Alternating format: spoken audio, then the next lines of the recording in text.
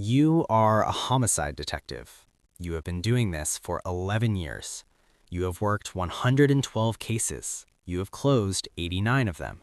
You have sat across from murderers in interrogation rooms and watched them lie, and you have broken every single one of them because you are very good at knowing when someone is hiding something.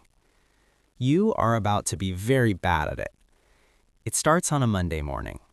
A body, male, 27 years old, found in an alley behind a bar in the east side of the city. 2 gunshot wounds to the chest. Close range. Professional enough to suggest the shooter knew what they were doing. You get assigned the case. You go to the scene. You do what you always do. You read the space. You look at where the body fell and where the shooter stood and what the angle of the wounds tells you about the height and position of the person who fired. You take photographs. You collect evidence. You talk to the bar owner. The bar owner gives you a description of the last person seen talking to the victim before he went outside. You write it down without looking up. Then you look up, and you read what you just wrote, and something cold moves through you that has nothing to do with the morning air. You do not say anything to your partner. Not yet. You go back to the precinct and you pull the description apart, looking for another explanation, another person it could be, someone who looks similar, someone your mind is confusing with someone else because your mind does not want this to be what it looks like. You spend 3 days doing this. At the end of 3 days, the evidence is not confused. The evidence is clear.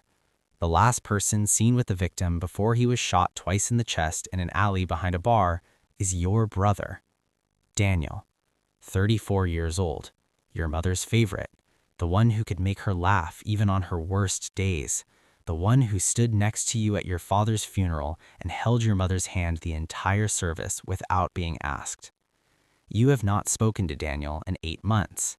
You knew he was involved in things he should not be involved in. You told yourself it was not your problem. It is your problem now. You do not tell your partner. You do not tell your lieutenant. You go to Daniel's apartment alone on a Thursday evening. He opens the door and he knows immediately from your face why you are there. He lets you in. You sit across from each other at his kitchen table and you ask him directly. He does not lie to you. He tells you the victim owed money to people Daniel works for, that Daniel was sent to collect, that the victim pulled a weapon first, that what happened in that alley was not what Daniel intended when he walked in. You sit with that for a long time. Then you ask him if he understands what you have to do. He says yes. Then he stands up and he runs. He goes through the back window of his apartment and down the fire escape before you reach the kitchen. You radio it in without thinking. Suspect fleeing east on Callaway. You give the description before you realize you are giving your brother's description to every unit in the district. You go down the fire escape after him. You chase your own brother through 4 city blocks in the dark. Your colleagues are converging from both ends of the street. Daniel knows this city the way you know it. He grew up in the same streets. He cuts through the same alleys you cut through when you were running from different things at a different age. But you know how he thinks. You always have. You know exactly where he is going. You get there first. It is a dead end behind the old warehouse on 5th Street where you both used to play as children. Daniel turns around and sees you blocking the only way out. He has a weapon in his hand. He is not pointing it at you. He is holding it at his side. And the look on his face is not the look of someone who is going to shoot his brother. It is the look of someone who has already calculated every possible ending to this night and has decided which one he can live with. He tells you quietly that if you arrest him, he will be dead within 3 weeks, that the people he works for do not allow loose ends, that prison is not safety for someone who knows what he knows. He tells you he has 2 options. You arrest him and he dies in a cell, or you walk away tonight and he disappears and you never hear from him again. He tells you to walk away. He is crying when he says it. You have not seen your brother cry since your father's funeral. You take out your handcuffs. You arrest him. He does not resist. He lets you put the cuffs on. He does not say anything else. Your colleagues arrive 30 seconds later. Nobody knows until the next morning that the suspect you brought in is your brother. Your lieutenant calls you into his office. He asks you why you did not disclose the connection immediately. You do not have a good answer.